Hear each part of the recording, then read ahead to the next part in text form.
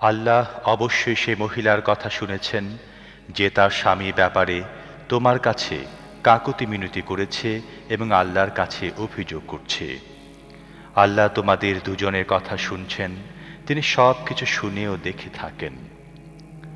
তোমাদের মধ্যে যারা নিজেদের স্ত্রীদের সাথে জিহার করে তাদের স্ত্রীরা তাদের মা নয়, তাদের মা কেবল তারাই যারা তাদেরকে প্রসব করেছে।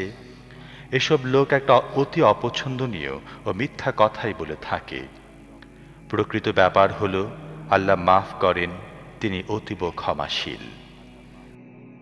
যারা নিজের স্ত্রীর সাথে জিহার করে বসে এবং তারপর নিজের বলা সে কথা প্রত্যাহার করে, এমত অবস্থায় তারা পরস্পরকে স্পর্শ করার পূর্বে একটি ক্রীতদাসকে মুক্ত করতে হবে।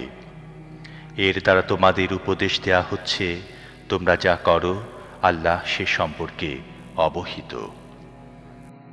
যে মুক্ত করার জন্যে কোনো ক্রীতদাস পাবে না সে বিরতিহীনভাবে 2 মাস রোজা রাখবে, উভয়ে পরস্পরকে স্পর্শ করার পূর্বেই। যে তাও পারবে না সে 60 জন মিসকিনকে খাবার দেবে। তোমাদেরকে এই নির্দেশ দেওয়া হচ্ছে এজন্যে যাতে তোমরা আল্লাহ ও তাঁর রসুলের উপর ঈমান আনো। এগুলো আল্লাহ নির্ধারিত হুদ। কাফেরদের জন্য রয়েছে কষ্টদায়ক শাস্তি। যারা আল্লাহ এবং তার রসুলের বিরোধিতা করে তাদেরকে ঠিক সেইভাবে লাঞ্ছিত ও অপমানিত করা হবে যেভাবে তাদের পূর্ববর্তীদের লাঞ্ছিত ও অপমানিত করা হয়েছে। আমি পরিষ্কার ও স্পষ্টভাবে সব নির্দেশ নাজিল করেছি। কাফেরদের জন্য রয়েছে অপমানকর শাস্তি।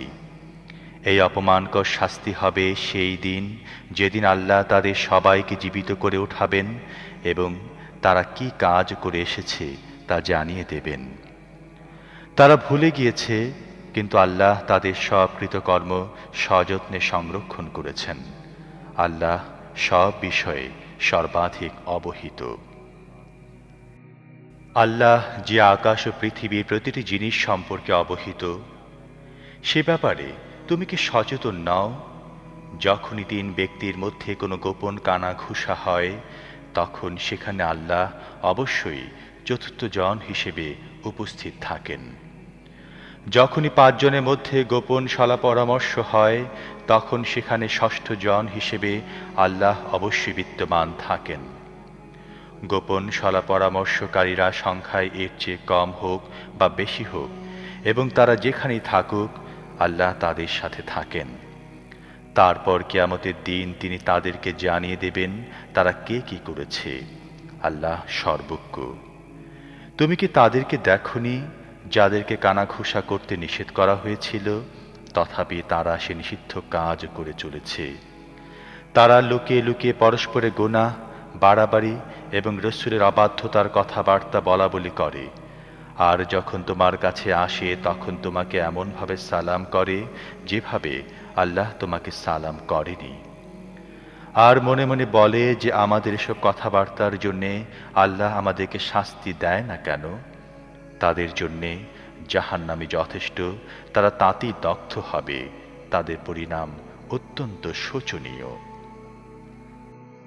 হে ঈমানদারগণ, তোমরা যখন পরস্পরে গোপন আলাপ আলোচনায় লিপ্ত হও তখন পাপ, জুলুম, রসুলের অবাধ্যতার কথা বলা বলি করো না, বরং সততা ও আল্লাহ ভীতির কথাবার্তা বলো এবং যে আল্লাহর কাছে হাসরের দিন তোমাদের উপস্থিত হতে হবে তাকে ভয় করো। কানাঘুষা একটা শয়তানি কাজ এবং ঈমানদার লোকদের মনে কষ্ট দেওয়ার উদ্দেশ্যেই তা করা হয়। অবশ্য আল্লাহর ইচ্ছা ছাড়া তারা তাদের কোনো ক্ষতি করতে সক্ষম নয়। আর মুমিনদের কর্তব্য হচ্ছে শুধুমাত্র আল্লাহর উপর ভরসা করা।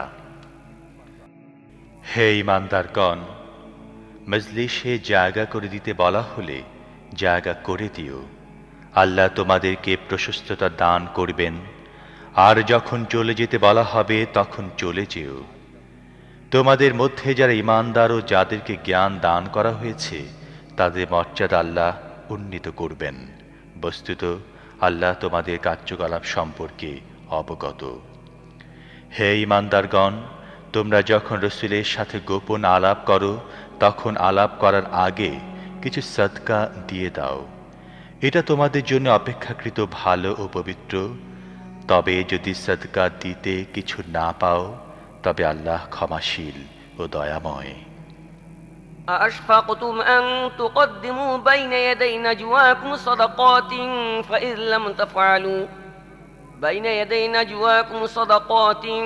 فإذ لم تفعلوا وتاب الله عليكم فأقيموا الصلاة وآتوا الزكاة وأطيعوا الله ورسوله والله خبير بما تعملون।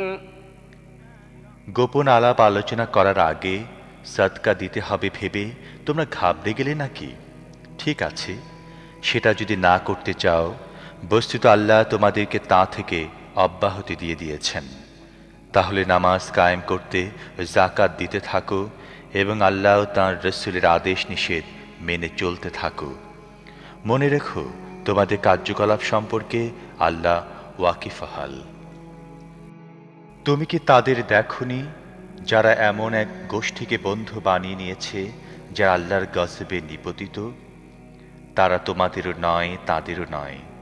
তারা জেনেও বুঝে মিথ্যা বিষয়ে কসম করে। আল্লাহ তাদের জন্য কঠিন শাস্তি প্রস্তুত করে রেখেছেন। তারা যা করছে তা অত্যন্ত মন্দ কাজ। তারা নিজেদের কসমকে ঢাল বানিয়ে রেখেছে। এর আড়ালে থেকে তারা মানুষকে আল্লাহর পথ থেকে বাধা দেয়। এই কারণে তাদের জন্য রয়েছে লাঞ্ছনাকর আযাব। আল্লাহর হাত থেকে রক্ষা করার জন্যে তাদের অর্থ সম্পদ যেমন কাজে আসবে না, তেমনি সন্তান সন্ততিও কোনো কাজে আসবে না। তারা দোজখের উপযুক্ত, সেখানে তারা চিরদিন থাকবে। যেদিন আল্লাহ তাদের সবাইকে জীবিত করে উঠাবেন, সেদিন তার সামনেও তারা ঠিক সেভাবে কসম করবে যেমন তোমাদের সামনে কসম করে থাকে, এবং মনে করবে এভাবে তাদের কিছু কাজ অন্তত হবে। ভালো করে জেনে রাখো, তারা যার পর্ণায় মিথ্যাবাদী। শয়তান তাদের উপর চেপে বসেছে এবং তাদের অন্তর থেকে আল্লাহ স্মরণ মুছে দিয়েছে। তারা শয়তানের দলভুক্ত লোক। সাবধান, শয়তানের দলভুক্ত লোকেরাই ক্ষতিগ্রস্ত হবে। যারা আল্লাহ এবং তার রসুলের মোকাবিলা করে, নিঃসন্দেহে তারা নিকৃষ্টতর সৃষ্টি। আল্লাহ লিখে দিয়েছেন যে তিনি এবং তার রসুল অবশ্যই বিজয়ী হবে। প্রকৃতপক্ষে আল্লাহ মহাশক্তিমান ও পরাক্রমশালী। তোমরা কখনো এমন দেখতে পাবে না যে যারা আল্লাহ ও আখিরাতের প্রতি ঈমান পোষণ করে, তারা এমন লোকদের ভালোবাসছে যারা আল্লাহ ও তার রসুলের বিরোধিতা করেছে। তারা তাদের পিতা অথবা পুত্র অথবা ভাই অথবা গোষ্ঠীভুক্ত হলেও তাতে কিছু এসে যায় না। আল্লাহ সব লোকদের হৃদয় মনে ঈমান বদ্ধমূল করে দিয়েছেন এবং নিজের পক্ষ থেকে একটি রূহ দান করে তাদের শক্তি জুগিয়েছেন। তিনি তাদেরকে এমন জান্নাত সমূহে প্রবেশ করাবেন যার পাদদেশ দিয়ে নহর সমূহ প্রবাহিত হতে থাকবে। তারা সেখানে চিরদিন অবস্থান করবে। আল্লাহ তাদের প্রতি সন্তুষ্ট হয়েছেন এবং তারাও আল্লাহর প্রতি সন্তুষ্ট হয়েছে। তারা আল্লাহর দলের লোক। জেনে রেখো, আল্লাহর দলের লোকেরাই সফল কাম।